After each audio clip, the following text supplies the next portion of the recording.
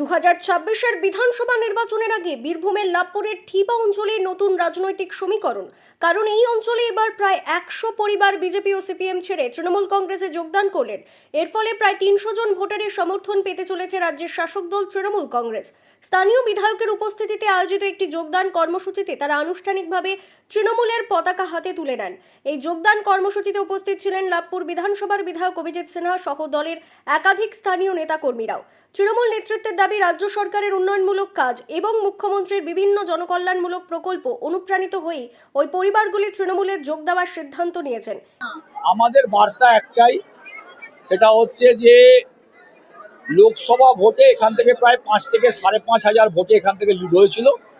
এখানকার কর্মীরা, এখানকার নেতৃত্বরা সবাই, এখানে মিঠুন, আমাদের সাইন, মিঠুন, লালু, রামকুমার, 25 ম্যান কমিটি, সবারই একটাই বক্তব্য, তারা শপথ নিয়েছে যে তারা এখান থেকে 7 থেকে 8,000 ভোটে সামনে বিধানসভা নির্বাচনে তারা লিড দেবে।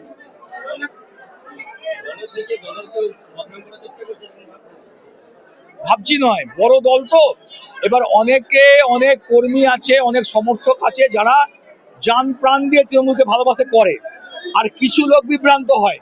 সেই বিভ্রান্তদের কাছে বার্তা দিতে পারছি যে যদি বিরোধী দল করতে চাও চলে যাও, বুকে বিজেপি লাগিয়ে করো, তাহলে তোমার সঙ্গে রাজনৈতিকভাবে গণতান্ত্রিকভাবে তার মোকাবেলা করবে।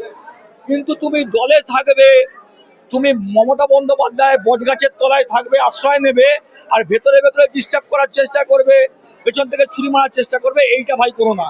কারণ প্রার্থী করে মমতা বন্দ্যোপাধ্যায়, সেনাপতি অভিষেক বন্দ্যোপাধ্যায় নজর রাখছে।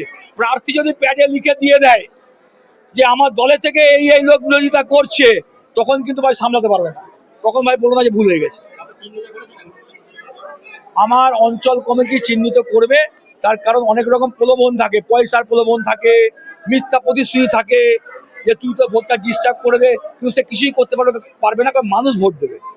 জনগণ ঠিক করে ফেলেছে, লক্ষ্মীর ভান্ডার, যুবসাথী, কন্যাশ্রী, যুবশ্রী, তারপরে আপনার সবুজ সাথী সাইকেল, রূপশ্রী 25,000 টাকা, এ ছেড়ে মানুষ অন্য কোথাও যাবে না। কিন্তু কিছু বেঈমান বা বিশ্বাসঘাতক বা মির্জাপুর থাকতে পারে, সেইটার সময় সতর্ক করলাম।